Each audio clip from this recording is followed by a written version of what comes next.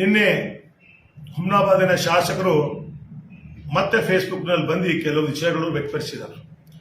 ನಿನ್ನೆ ನಮ್ಮ ರಾಜ್ಯದ ಮುಖ್ಯಮಂತ್ರಿಗಳಾದಂತಹ ಸಿದ್ದರಾಮಯ್ಯಜಿಯವರು ಬಸವ ಕಲ್ಯಾಣಕ್ಕೆ ಬಂದಿದ್ದರು. ನಾನು ನಿನ್ನೆ ಬೆಳಿಗ್ಗೆಯಿಂದ ರಾತ್ರಿವರೆಗೆ ಮುಖ್ಯಮಂತ್ರಿಗಳ ಕಾರ್ಯಕ್ರಮದಲ್ಲಿ ನಾನು ಭಾಗಿಯಾಗಿದೆ. ಅದು ನಾನು ನೋಡೋಕ್ಕಾಗಲಿಲ್ಲ. ನಿನ್ನೆ ರಾತ್ರಿ ನಾನು ಬಹಳ ಲೇಟಾಗಿ ಬಂದೆ. ಮಾನ್ಯ ಸಿದ್ದು ಪಾಟೀಲ್ರವರೇ, ತಾವೇನು ಹೇಳ್ತಾ ಇದ್ದೀರಾ? ರಾಜಶೇಖರ್ ಪಾಟೀಲ್ರವರಿಗೆ ಕಾಂಗ್ರೆಸ್ ಪಕ್ಷ ಸಾಕಷ್ಟು ಕೊಟ್ಟಿದೆ, ಆದರೂ ಕೂಡ ಭಾರತೀಯ ಜನತಾ ಪಕ್ಷಕ್ಕೆ ಯಾಕೆ ಬರ್ತಾ ಇದ್ದಾರಾ ಅಂತ ತಾವು ಕೇಳ್ತಾ ಇದ್ದೀರಾ. ಭಾರತೀಯ ಜನತಾ ಪಕ್ಷಕ್ಕೆ ಬರ್ತಾರಂತ ಯಾರು ಹೇಳಿದ್ದಾರೆ ನಿಮಗೆ? ಕಾಂಗ್ರೆಸ್ ಪಕ್ಷ ನೀವು ಹೇಳ್ತಾ ಇದ್ರಿ. ಪಾಪ ರಾಜಶೇಖರ್ ಪಾಟೀಲ್ರಿಗೆ ಶಾಸಕರು ಮಾಡಿದ್ರು, ಸಚಿವರು ಮಾಡಿದ್ರು, ಬೋರ್ಡ್ ಚೇರ್ಮನ್ ಮಾಡಿದ್ರು, ಇಲ್ಲ ಅಂತ ಯಾರು ಹೇಳಿದ್ರು? ನೀವು ಅವಾಗ ನಮ್ಮ ಜೊತೆಲೇ ಇದ್ರಿ. ನಮ್ಮ ಜೊತೆಲೇ ನನಗಿನ ಹೆಚ್ಚು ಕಾಂಗ್ರೆಸ್ ಪಕ್ಷದ ಎಂಜಾಯ್ ಮಾಡಿದವ್ರು ನೀವಿದ್ರಿ. ಎಲ್ಲಾ ರೀತಿ ಎಂಜಾಯ್ ಮಾಡಿದವ್ರು ನೀವಿದ್ರಿ. ಇವತ್ತು ನೀವು ಹೇಳ್ತಾ ಇದ್ರಿ ರಾಜಶೇಖರ್ ಪಾಟೀಲ್ರು ಹಿಂದಿನ ಬಾಗಿಲಿಂದ ಬರ್ತಾ ಇದ್ದಾರ ಅಂತ. ಒಂದ್ ಕಡೆ ನೀವೇ ಹೇಳಿದ್ರಿ, ಯಾವಾಗರ ಮಾತಾಡಿದ್ರೆ ಅದಕ್ಕೇನಾದ್ರೂ ಪುರಾವೆಗಳು ಬೇಕು, ಸಾಕ್ಷಿಗಳು ಬೇಕು. ನಾವೇನಾದ್ರೂ ಎಲ್ಲಾದ್ರೂ ಒಂದು ಫೌಂಡೇಶನ್ ದುಡ್ಡು ಕೊಟ್ಟಿದ್ದೀವಿ ಅಂತಂದ್ರೆ ಅದು ನಿಮ್ ದುಡ್ಡು ಇದೆಯಾ? ನೀವು 2,000ಕ್ಕಿಂತ ಮೇಲೆ ಕೊಟ್ಟಿರ್ಬೇಕಾದ್ರೆ ಚೆಕ್ ಲೈನ್ ಕೊಡಬೇಕು. ನೀವೆಲ್ಲ ಕಾನೂನು ಆಡಳಿತದ ಬಗ್ಗೆ ಎಲ್ಲ ಕೇಳ್ತೀರ. ಇವತ್ತು ನೀವು ಕೇಳ್ತೀರಿ ಹಿಂಬಾಗಿಲಿಂದ. ಸಿದ್ದು ಪಾಟೀಲ್ರೇ, ನಿಮ್ಗೆ ಇನ್ನೂ ಗುರ್ತಿಲ್ಲ. ನಾನು ದೊಡ್ಡವರು ಹೆಸರು ತಗೊಳ್ಳೋದಿಲ್ಲ. ಇರ್ತಕ್ಕಂಥವ್ರು ನಿಮ್ಮ ಪಕ್ಷದ ಮುಖಂಡರುಗಳು ನನ್ನನ್ನು ಎಷ್ಟು ಬಾರಿ ನನ್ನನ್ನು ಕರೆಸಿದಾರ, ಎಷ್ಟು ಬಾರಿ ಮಾತಾಡಿದಾರ ಅಂಬೋದು ನಿಮ್ಗೆ ಗುರ್ತಿಲ್ಲ. ನಾನು ಯಾವಾಗೂ ನಿಮ್ ಕಡೆ ಬರಬೇಕು ಅಂತ ನಾನು ಯಾವಾಗೂ ಬಂದಿಲ್ಲ. ಇವತ್ತು ಅನೇಕ ನಿಮ್ಮ ಪಕ್ಷದ ಮುಖಂಡರು ನನ್ನನ್ನು ಕರೆದಿ ನೀವೇನು ಹೇಳ್ತಾ ಇದ್ರಿ 2008ರಿಂದ ನನಗೆಷ್ಟು ಬಾರಿ ನಿಮ್ಮ ಪಕ್ಷದ ಮುಖಂಡರು, ನೀವು ಪಾಪ ಮೊನ್ನೆ ಹೋಗಿದ್ರಿ, ನೀವು 1 ವರ್ಷ 2 ವರ್ಷ ಆಯಿತು. ಇಡೀ ಕಾಂಗ್ರೆಸ್ ಪಕ್ಷದ ಇಡೀ ನಿಮ್ ರಕ್ತದಲ್ಲಿ, ನಿಮ್ ಪರಿವಾರ ರಕ್ತದಲ್ಲಿ ಎಲ್ಲನೂ ಕೂಡ ಕಾಂಗ್ರೆಸ್ ಪಕ್ಷದೇ ಇದೆ. ಇವತ್ತು ನೀವು ಭಾರತೀಯ ಜನತಾ ಪಕ್ಷಕ್ಕೆ ಹೋಗಿದ್ರಿ.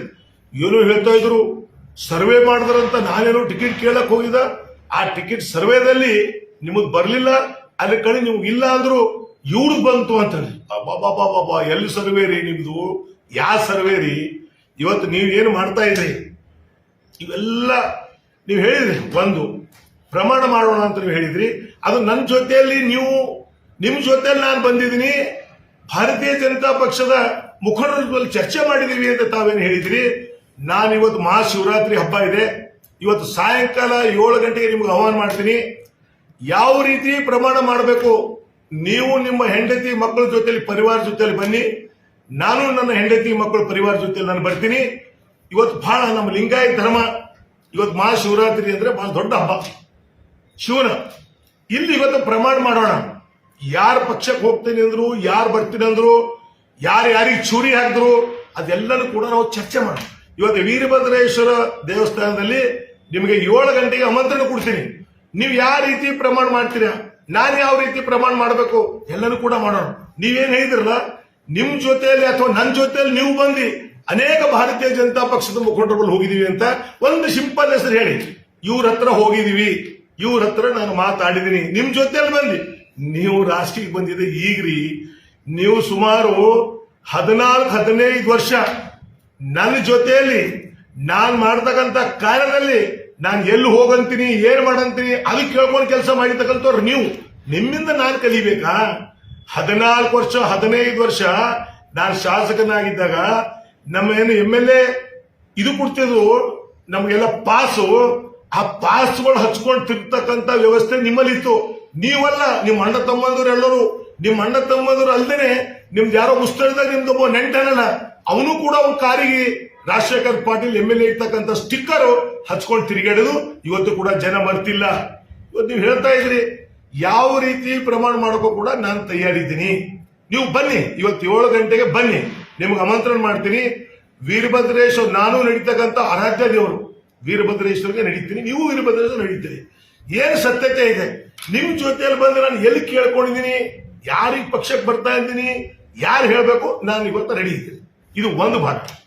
ಇನ್ನೊಂದು ಭಾಗ, ತಾವು ಹೇಳ್ತಾ ಇದ್ರಿ ನಮ್ಮ ಹಳೇಗ ಮತ್ತು ನನ್ನ ಮಕ್ಕಳಿಗೆ ಗುತ್ತಿಗೆದಾರ ಪಡೆಯ ಸಲುವಾಗಿ ಬೇರೆ. ನಾನು ಕೇಳ್ತಾ ಇದ್ದೀನಿ, ನಾವು ಬೀದರ್ ಜಿಲ್ಲೆಯಲ್ಲಿ ಹುಮ್ನಾಬಾದಲ್ಲಿ ಇದ್ದೇವೆ, ಪಾಕಿಸ್ತಾನದಲ್ಲಿ ಇದ್ದೇವೆ. ಏನ್ ದುಬೈದಲ್ಲಿ ಇವನ್ ಶೇಖನ್ ಹೆಂಗ್ ನಡೀತಾ ಇದೆ, ಹಂಗಿದ್ದೇವೆ ನಾವು. ಟೆಂಡರ್ ಇದೆ, ಟೆಂಡರ್ ಅಲ್ಲಿ ಯಾರು ಬೇಕಾದ್ರೂ ಹಾಕ್ಬೋದು. ಅದು ನನ್ನ ಮಗಳು ಬಿಟ್ಟು ನನ್ನ ಮಗಳು, ನನ್ನ ಮಗ ಮತ್ತು ನನ್ನ ಹಳೆ ಬಗ್ಗೆ ನೀವು ಮಾತಾಡಿದ್ರಿ, ಅವ್ರ ಬಗ್ಗೆ ಮಾತಾಡ್ತಕ್ಕಂಥ ಯೋಗ್ಯತೆ ನಿಮಗಿಲ್ಲ. ಅವ್ರ ಬಗ್ಗೆ ಮಾತಾಡಬೇಡಿ.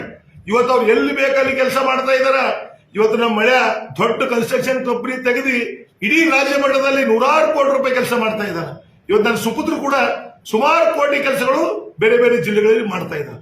ಇವತ್ತು ಅವ್ರು ಏನ್ ಹೇಳ್ತಾ ಇದಾರ, ನನಗೆ ಕೇಳಿದಾಗ ನಾನೇ ಇಸ್ಕೊಡ್ತಿದ್ದಲ್ಲ ಕೆಲಸ ಅಂತೇಳಿ. ಮಾರ್ಯ 14 ವರ್ಷ ನಿನಗೆಷ್ಟು ಕೆಲಸ ಕೊಟ್ಟಿದ್ದೀನಿ, ನಿನಗೆಷ್ಟು ನನ್ನ ಕೈಯಲ್ಲಿ ಕೆಲಸ ಮಾಡಿದೀನಿ, ಇದು ಹೆಂಗ್ ಕೆಲಸ ಮಾಡಿದೀನಿ ಅನ್ನೋದು ಅದನ್ನು ಅರ್ಥ ಮಾಡ್ಕೊಳ್ಳಿ. ನೀವು ಒಂದ್ ಕಡೆ ಕೆಲಸನೂ ಕೊಡ್ಬೇಕು, ಇನ್ನೊಂದ್ ಕಡೆ ಇವತ್ತು ಏನ್ ರೂಲರ್ಸ್ ಇದೆ, ಇವತ್ತು ಹಾಟ್ ಪ್ಲಾಂಟ್ ಇದೆ, ಎಲ್ಲಾನು ಕೂಡ ನಂದು. ರೂಲರ್ ಇವತ್ತೆಲ್ಲ 25-30 ಲಕ್ಷ ಕೊಟ್ಟು ನಾನು ರೂಲರ್ ತಂದಿರೋ, ಅವೆಲ್ಲ ನಿಮ್ ಕೆಲಸಗಳಿಗೆ ರೂಲರ್ ಯೂಸ್ ಮಾಡಿಕೊಂಡು ನೀವು. ಆಮ್ಯಾಗ ಹಾಟ್ ಪ್ಲಾಂಟ್ ನಂದು ಬಸಂತಪುರದಲ್ಲಿ ಇರ್ತಕ್ಕಂಥ ಹಾಟ್ ಪ್ಲಾಂಟ್ ನಿಂದ ನೀವೆಲ್ಲ ಮಿಕ್ಸ್ ಮಾಡ್ಕೊಂಡು ಹೋಗಿ ಇವ್ರ ಕೆಲಸ ಮಾಡಿರೋದು, ಅದು ಬಿಲ್ ತೋಡಿರೋದು ನೀವು. ನಾನು ನಿಮ್ಮಿಂದ ಯಾವುದು ಮಾಡ್ಬೇಕಾಗಿಲ್ಲ. ಇವತ್ತು ಯಾವಾಗೂ ನಿನಗ್ ಕೇಳ್ಕೊಂಡು ಯಾಕೆ ಮಾಡ್ಬೇಕು? ಇಡೀ ಬೀದರ್ ಜಿಲ್ಲೆಯಲ್ಲಿ ಹುಮ್ನಾಬಾದ್ ಕ್ಷೇತ್ರದಲ್ಲಿ ಎಷ್ಟು ಟೆಂಡರ್ ಕರೆದಿದ್ದಾರಲ್ಲ, ಎಲ್ಲರಿಗೂ ಫೋನ್. ಅವ್ನು ಯಾರೋ ನಿಮ್ದು ಯಾವ್ದು ಓತಿಗಿ ಚಂದನಹಳ್ಳಿ ರೋಡಿಗೆ ಅವ್ನು ಯಾರೋ ಜಾನಿ ಪಟೇಲ್, ಅವನು ಟೆಂಡರ್ ಹಾಕಿದಾನ, ಅವನಿಗೂ ಫೋನು ಧಮ್ಕಿ, ಫೋನು ಧಮ್ಕಿ ತೆಕ್ಕೋತಿಲ್ಲ ಅಂತ ಹೇಳಿ. ಇನ್ನೊಬ್ಬ ಒಂದು ಟೆಂಡರ್ ಬಸವ ಕಲ್ಯಾಣದವರು, ಇದು ನಿಮ್ದು ನಮ್ದು ಬಾಲ್ಕಿದವ್ರು ಹಾಕಿದಾರೆ, ಮರಾಠ ಸಮಾಜದವರು, ಅವರಿಗೂ ಫೋನು. ಇದು ಯಾರು ದುಡ್ಡು ಹೇಳ್ತಾರೆ? ಯಾಕ ಇದು ಯಾರಪ್ಪನ ದುಡ್ಡು? ಇದು ತೆರಿಗೆ ದುಡ್ಡು, ಇದೇ ನಿಮ್ ಪರಿವಾರ ದುಡ್ಡಲ್ಲ. ಯಾರು ಬೇಕಾದ್ರೂ ಕೂಡ ಪಾರ್ಟಿಸಿಪೇಟ್ ಮಾಡಬಹುದು ಟೆಂಡರ್ಗ. ನೀವು ನನಗ್ ಕೇಳಬೇಕು, ನಿಮ್ಗೆ ಕೇಳಕ್ ನೀವ್ ಯಾರು? ನೀವೇನ್ ರುಕುಮ ನಿಮಗ್ ಕೇಳಕ? ಸರ್ಕಾರ ಇದೆ, ಇದು ನಮ್ಮ ಸರ್ಕಾರ, ಕಾಂಗ್ರೆಸ್ ಪಕ್ಷ ಸರ್ಕಾರ, ಅನುದಾನ ಕೊಟ್ಟಿರ್ತಕ್ಕಂಥದ್ದು ಕಾಂಗ್ರೆಸ್ ಸರ್ಕಾರ. ಮತ್ತ ಅದರಲ್ಲಿ ಇವರೇ ಮಾಡ್ಬೇಕು, ಅವರೇ ಮಾಡ್ಬೇಕು. ಯಾಕ್ರಿ ಅದೆಲ್ಲ ಮಾಡೋದು? ನೀವೆಷ್ಟು ಕೆಲಸ ಮಾಡಿದ್ರಿ? ನಿಮ್ದೆಲ್ಲ ಹಿಸ್ಟ್ರಿ ಕೂಡ. ನನ್ನ ಅವಧಿಯಲ್ಲಿ 2008ರಿಂದ 2023-21ರವರೆಗೆ ನೀವು ಕೆಲಸ ಮಾಡಿದಿರಿ. ನಿಮ್ಗೆಲ್ಲರೂ ಕೂಡ ನಾನು ಹೇಳ್ತೀನಿ, 2021ರವರೆಗೆ ಇವತ್ತು ಲಾಸ್ಟ್ ಹಳ್ಳಿಕೇಡಿನಿಂದ ಇವತ್ತೇನು ನಾವು ಕೇಳಬೀಗ ಹೋಗ್ತೀವಿ ಅದು ರೋಡ್ ಕೂಡ ನೀವೇ ಮಾಡಿದ್ರಿ. ಗುರ್ತಿಲ್ವಾ ಸಿದ್ದು ಪಾಟೀಲ್ರೆ ನಿಮ್ಗೆ? ನೀವು ಚುಡುಗುಪ್ಪದಲ್ಲಿ ನಡೀತಕ್ಕಂಥ ಕೆಲಸ ಕೂಡ ನಾನು ಡಿಮಾಂಡ್ ಮಾಡಿದ್ರಿ. ಇಲ್ಲ ನಾನು ಮುನ್ಸಿಪಾಲಿಟಿ ಕೆಲಸ ನನಗೆ 2 ಕೋಟಿ ಬೇಕು ಎಲ್ಲ ಕೇಳಿದ್ರೆ ನಿಮ್ಗೆ ನೆನಪು ಹೋಗಿದ್ಯಾ? ಇನ್ನೊಂದು ನಿಮ್ಗೆ ಹೇಳಕ್ ಇಚ್ಛೆ ಪಡ್ತೀನಿ, ನೀವ್ ಏನೇ ಇದ್ರು ಒಂದ್ಸಲ ಬಹಿರಂಗವಾಗಿ ಸವಾಲ್ ಮಾಡೋಣ. ನಿಮ್ ಶಕ್ತಿ ಏನು, ನನ್ನ ಶಕ್ತಿ ಏನು? ಇವತ್ತು ಇನ್ನೊಂದು ತಾವು ಹೇಳ್ತಾ ಇದ್ರಿ ಸೋತಿ ಸುಣ್ಣ ಅಂತೇಳಿ. ಒಂದು ನಿಮ್ಗೆ ಹೇಳಕ್ ಇಚ್ಛೆ ಪಡ್ತೀನಿ, ನಾನು ಇನ್ನು 48 ತಾಸು ಸಮಯ ಇದೆ. ನಾನು ನನ್ನ ಶಕ್ತಿ ಪ್ರದರ್ಶನ ಮಾಡಿ ಕಾಂಗ್ರೆಸ್ ಪಕ್ಷದಿಂದ ಲೋಕಸಭೆಗೆ ನಾನು ಟಿಕೆಟ್ ತರ್ತೀನಿ. ನಂದು ಗತ್ತು ಏನಿದೆ ಅವತ್ತು ನೋಡಿ. ನೀವೇನ್ ಮಾಡಿ, ನೀವು ಭಾರತೀಯ ಜನತಾ ಪಕ್ಷದಿಂದ ನೀವು ನಿಮ್ ಟಿಕೆಟ್ ತೋಡ್ರಿ ಪಾರ್ಲಿಮೆಂಟಿಗೆ, ಇಬ್ರು ನಿಂದ್ರೋಣ. ನಾನು ನನ್ನ ಟಿಕೆಟ್ ತರ್ತೇನೆ, ನನಗೆ ವಿಶ್ವಾಸ ಇದೆ. ನೀವು ಹೇಳಿ ನೀವು ತಯಾರಿದ್ರಿ ಅಂದ್ರೆ ನಾನು ಇವತ್ತೇ ಡೆಲ್ಲಿಗೆ ಹೋಗ್ತೀನಿ. ನಾಳೆ ನಾಡಿದ್ದು 2 ಪಕ್ಷ ರಾಷ್ಟ್ರೀಯ ಪಕ್ಷ ಇದೆ. ಇನ್ನು 2 ದಿವಸ ಅವಕಾಶ ಕೊಟ್ಟಿದ್ದಾರೆ. ಇನ್ನು ಯಾವುದು ತೀರ್ಮಾನ ಮಾಡಿಲ್ಲ. ಕಾಂಗ್ರೆಸ್ ಪಕ್ಷರು ತೀರ್ಮಾನ ಮಾಡಿಲ್ಲ, ಭಾರತೀಯ ಜನತಾ ಪಕ್ಷರು ತೀರ್ಮಾನ ಮಾಡಿಲ್ಲ. ನೀವು ತಾಕತ್ತ ಇತ್ತು ಸೋತರು ಅಂತ ನಡ್ರಿ ಹೋಗೋಣ ಈ ಚುನಾವಣೆ. ಕಾಂಗ್ರೆಸ್ ಪಕ್ಷ ಟಿಕೆಟ್ ಅಂತ ತರ್ತೀನಿ, ಭಾರತೀಯ ಜನತಾ ಪಕ್ಷ ಟಿಕೆಟ್ ತಗೋತೀನಿ. ನಾವು ಇಬ್ಬರೇ ನಿಂತ್ರೋಣ, ನೋಡೋಣ ಯಾರ ಶಕ್ತಿ ಏನಿದೆ, ಜಿಲ್ಲೆಯಲ್ಲಿ ಯಾರ ಶಕ್ತಿ ಏನಿದೆ ಅದು ನೋಡೋಣ. ಅದು ಬಿಟ್ಟು ಸುಮ್ಮನೆ ಜನರಿಗೆ ಫುಸ್ಲಾಸೆ. ಇವತ್ತು ಜನ ಶಾಪ ಹಾಕ್ತಾ ಇದಾರೆ. ಹುಮ್ನಾಬಾದ್ ಕ್ಷೇತ್ರ ಜನ ಶಾಪ ಹಾಕ್ತಾ ಇದಾರ. ಇದು ನಾನ್ ಹೇಳ್ತಾ ಇಲ್ಲ, ಇದು ಒಂದಿನ ಹಾಲಿಗಾಲು ನೀರಾಗ್ತದೆ. ಬರೇ ಇದೇ ಕೆಲಸ. ನಿಮಗ್ ಕೊಳ್ಸ ಸಾಕಾಗಿಲ್ಲಲ್ರಿ. ನಿಮಗ್ ಕೊಡ್ತಕ್ಕಂಥ ನೀರು 24.5 ಲಕ್ಷ ಅದು ಇದೆ. ಇನ್ನು ಲೋಕಾಯುಕ್ತಕ್ಕೆ ಹೋಗುತ್ತೆ, ಎಲ್ಲೆಲ್ಲಿ ಹೋಗುತ್ತೆ. ಇನ್ನೊಂದು ನಿಮ್ಗೆ ಹೇಳಕ್ ಇಚ್ಛೆ ಪಡ್ತೀನಿ, ಸಿದ್ದು ಪಾಟೀಲ್ ಇಷ್ಟೆಲ್ಲ ಮಾತಾಡ್ತಾ ಇದ್ದಾರೆ ಪಾಪ ಅವ್ರ ಬಗ್ಗೆ ಇವ್ರ ಬಗ್ಗೆ. ಮೊನ್ನೆ ನಡೀತಕ್ಕಂಥ ಏನು ಚಂದ್ರಬಾಬು ನಾಯ್ಡು ಆಯ್ತು, ಒಂದು ಕೇಸ್ ಆಯ್ತು. ಕೇಸ್ ಆಗಿದಾಗ ಮನಿ ಲ್ಯಾಂಡಿಂಗ್ ಇದರಲ್ಲಿ ಚಂದ್ರಬಾಬು ನಾಯ್ಡು ಅವರು ಅರೆಸ್ಟ್ ಆದರು. ಅವರೊಬ್ಬ ಮಾಜಿ ಮುಖ್ಯಮಂತ್ರಿಗಳು. ಆ ಕೇಸಲ್ಲಿ ಕೂಡ ಯಾಕಂದ್ರೆ ನಮ್ಮ ಮಳೆ ಬಗ್ಗೆ ನೀವು ಮಾತಾಡ್ತಾ ಇದ್ರಿ. ನಿಮ್ಮ ಭೌಜಿ ಪುಣೆದಲ್ಲಿ ಇರ್ತಕ್ಕಂಥ ಏನ್ ಹೆಸರು, ಶಾಂತು ಅವರು ಈ ಸ್ಕ್ಯಾಂಡಲ್ದಲ್ಲಿ ಅವರು ಕೂಡ ಭಾಗಿ ಇದ್ದಾರ. ಸುಮಾರು 50ರಿಂದ 60 ಕೋಟಿ ರೂಪಾಯಿ ಅವ್ರಿಗೆ ಕೂಡ ವರ್ಗಾವಣೆ ಆಗಿದೆ ಅಂತ ಮಾಹಿತಿ ಬರ್ತಾ ಇದೆ. ಅದ್ರ ಜೊತೆಯಲ್ಲಿ ಈ ಚಂದ್ರಬಾಬು ನಾಯ್ಡು ಕೇಸಲ್ಲಿ ನಿಮ್ಮ ಕೊಂಡಿ ಕೂಡ 4ರಿಂದ 5 ಕೋಟಿ ವರ್ಗಾವಣೆ ಆಗಿದೆ ಅಂತ ಮಾಹಿತಿ ಬಂದಿದೆ. ಇದಕ್ಕೆಲ್ಲ ಬಿಡೋದಿಲ್ಲ. ಮುಂದೆ ಬರ್ತಕ್ಕಂಥ ದಿನದಲ್ಲಿ ಇವತ್ತು ತೆಲಂಗಾಣ ಸಿಎಂ ಇರ್ಬೋದು, ಇವತ್ತು ಆಂಧ್ರ ಸಿಎಂ ಇರ್ಬೋದು, ಇಬ್ರು ನನಗೆ ಬಹಳ ಪರಿಚಿತ ಇದ್ದಾರೆ. ಇದ್ರ ಬಗ್ಗೆ ಇನ್ಕ್ವೈರಿ ಮಾಡತಕ್ಕಂಥ ಕೆಲಸ ಕೂಡ ನಾವು ಮಾಡಬೇಕಾಗಿದೆ. ಯಾಕಂದ್ರೆ ಇವೆಲ್ಲ ಮಾಡೇ ಲ್ಯಾಂಡ್ ಮಾಫಿಯಾ ಇವೆಲ್ಲ ಮಾಡೇ ನೀವು ಇಲ್ಲಿಗೆ ಬಂದಿದ್ರಿ. ಇದರಲ್ಲಿ ಒಂದು ವೇಳೆ ಇದು ಇಲ್ಲ, ನೀವು ಮೊನ್ನೆ ಕೆಲವು ದಿನಗಳ ಹಿಂದೆ ವಿಜಯವಾಡದಲ್ಲಿ ಶಾಂತು ಅವರಿಗೆ ಕರೆಸಿದ್ರಲ್ಲಿ ನೀವು ಇಲ್ಲಿಂದ ವಕೀಲರಿಗೆ ಕರ್ಕೊಂಡು ನೀವು ಅವರು ಅಲ್ಲಿ ಹೋಗಿದ್ರ ಇಲ್ಲ? ಬರೀ ಇದನ್ನು ಕೂಡ ಪ್ರಮಾಣ ಮಾಡೋಣ. ನಾನು ಹೇಳ್ತೀನಿ ಇರುವ ದಿವಸ ಕೂಡ ನೀವು ಹೋಗಿದ್ರಿ ಅಂತ ಹೇಳಲಿ, ನೀವು ಬನ್ನಿ ಪ್ರಮಾಣ ಮಾಡಿ. ಇಲ್ಲ ನಾವು ಹೋಗಿಲ್ಲ, ಈ ಕೇಸಲ್ಲಿ ನಾವಿಲ್ಲ ಅಂತ ಹೇಳಿ ನಾನು ತಯಾರಿದ್ದೀನಿ.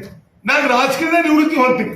ಆಯ್ತು, ಇವತ್ತೇ ಚಾಲೆಂಜ್, ನಾನು ರಾಜಕೀಯದಿಂದ ನಿವೃತ್ತಿ ಹೊಂದ್ತೀನಿ. ನೀವು ಬಂದು ಪ್ರಮಾಣ ಮಾಡಬೇಕು ಏನಂತ, ಈ ಚಂದ್ರಬಾಬು ನಾಯ್ಡು ಕೇಸಲ್ಲಿ ನಮಗೇನೂ ಗುರುತಿಲ್ಲ, ನಮ್ಮ ಭೋಜಿಯವರಿಗೆ ಯಾವುದೋ ದುಡ್ಡು ವರ್ಗಾವಣೆ ಆಗಿಲ್ಲ, ಅಥವಾ ನಿನಗೆ ಯಾವುದೋ ದುಡ್ಡು ವರ್ಗಾವಣೆ ಆಗಿಲ್ಲ ಅಂಬೋದು ಅದು ಬರ್ರಿ. ಇವತ್ತೆಲ್ಲರೂ ಹೇಳ್ಬೇಕಾಗ್ತದ. ಇನ್ನು ಮುಂದಿನ ದಿನಗಳಲ್ಲಿ ನಿಮ್ಮದು ಬಯೋಡಾಟಾ, ನಿಮ್ ಹಿಸ್ಟ್ರಿ, ನೀವು ಯಾವ ರೀತಿ ಬಂದಿದ್ರಿ, ನಿಮ್ಮ ಬದುಕು ಏನಿತ್ತು, ನೀವು ಇಲ್ಲಿವರೆಗೆ ಬರಬೇಕಾದ್ರೆ ಏನ್ ಕಾರಣಗಳಿವೆ, ಅದೆಲ್ಲರೂ ಕೂಡ ತಿಳಿಸ್ತಕ್ಕಂಥ ಕೆಲಸ ನಾನು ಮಾಡ್ತೀನಿ. ನಾನೇನೋ ಬೇಡ ಈಗ ಸುಮ್ಮನೆ ಹೆಂಡಿ ಮ್ಯಾಗ ಕಲ್ಲು ಹೊಡೆದು ಮುಖದ ಮ್ಯಾಗ ಸಿಡಿತು ಬೇಡ, ಸುಮ್ಮನೆ ನೀವು ತಯಾರಿದ್ದೀರಿ ಅಂದ್ರೆ ನಾನು ತಯಾರಿದ್ದೀನಿ, ಎಲ್ಲರಿಗೂ ತಯಾರಿದ್ದೀನಿ. ನೀವು ಏನ್ ಹೇಳ್ತೀರ ಅದು ತಯಾರಿದ್ದೀನಿ. ನೀವು ಏನೇನು ಮಾಡಿದ್ರೆ ನಿಮ್ ಪೂರ ಗುಂಡಲಿ ಬಿಸ್ತೀನಿ. ನಾವು ತಯಾರಿದ್ರೆ ರೆಡಿ. ಇವತ್ತು ಎರಡಕ್ಕೂ ಪ್ರಮಾಣ ಮಾಡಕ್ ರೆಡಿಯಾಗಿ ನಾನು ನನ್ನ ಧರ್ಮಪತ್ನಿ ನನ್ನ ಸುಪುತ್ರ ಜೊತೆ ನಾನು ಬರ್ತೀನಿ, ನಾನು ಪ್ರಮಾಣ ಮಾಡ್ತೀನಿ ವೀರಭದ್ರೇಶ್ವರ ದೇವಸ್ಥಾನದಲ್ಲಿ. ನೀವು ಎರಡು ನಾನೇನು ಹೇಳಿದ್ದೀನಿ ಕಂಡೀಷನ್ಸ್, ಅವು ಎರಡಕ್ಕೂ ಕೂಡ ನೀವು ಬಂದು ಪ್ರಮಾಣ ಮಾಡಿ. ಇವತ್ತು ಆ ವೀರಭದ್ರೇಶ್ವರ ಶಕ್ತಿಶಾಲಿ ಇದ್ದಾರೆ, ಯಾರು ತಪ್ಪು ಹೇಳ್ತಾ ಇದಾರೆ, ಯಾರು ಸುಳ್ಳು ಹೇಳ್ತಾ ಇದಾರೆ ಅವ್ರಿಗೆ ಭಗವಂತ ನೋಡ್ತಾರೆ. ಇನ್ನೊಂದು ನಾನು ಹೇಳ್ತಾ ಇದ್ದೀನಿ, ಕೆಲಸದ ಬಗ್ಗೆ ಇವ್ರಿಗೆ ಕೇಳಬೇಕು, ಅವ್ರಿಗೆ ಕೇಳಬೇಕು, ನಿಮಗೆ ಕೇಳಬೇಕು. ನೀವೇನ್ ಖಾನ್ ಅಲ್ಲ, ನಿಮಗೆ ಕೇಳ್ತಕ್ಕಂಥದ್ದು ನೀವೇನ್ ಗವರ್ನರ್ ಅಲ್ಲ. ಆ ಕೆಲಸದ ಬಗ್ಗೆ ಕೇಳ್ತಕ್ಕಂಥದ್ದು ಸರ್ಕಾರ ಇದೆ. ಯಾರು ಬೇಕಾದ್ರೂ ಕೂಡ ಟೆಂಡರ್ ಪಾರ್ಟಿಸಿಪೇಟ್ ಆಗ್ಬೋದು. ನೀವು ಹಿಂದೆ ನಾನು ಶಾಸಕನಾಗಿದ್ದಾಗ ಹೇಳಿದ್ರಿ, ಇಲ್ಲ ಟೆಂಡರ್ ಯಾರು ಬೇಕಾದ್ರೂ ಪಾರ್ಟಿಸಿಪೇಟ್ ಆಗ್ಬೋದು, ಮತ್ತೆ ಇವತ್ತು ಯಾಕೆ ಯಾರು ಪಾರ್ಟಿಸಿಪೇಟ್ ಆಗ್ಬಾರ್ದು? ಅವಾಗ ಹೇಳ್ತಾ ಇದ್ರು ಪಾಪ ಸಿದ್ದಲಿಂಗಪ್ಪ ಪಾಟೀಲ್ರವರು, ಇಲ್ಲ ಟೆಂಡರ್ ಇದೆ ಯಾರು ಬೇಕಾದ್ರೂ, ಇವತ್ತು ಯಾರು ಪಾರ್ಟಿಸಿಪೇಟ್ ಆದ್ರೆ ಅವ್ರಿಗೆ ಫೋನ್, ಅವ್ರಿಗೆ ಧಮಕಿ. ಇದೇನು ನಾವು ಪ್ರಜಾತಂತ್ರ ಇದೆಯಾ?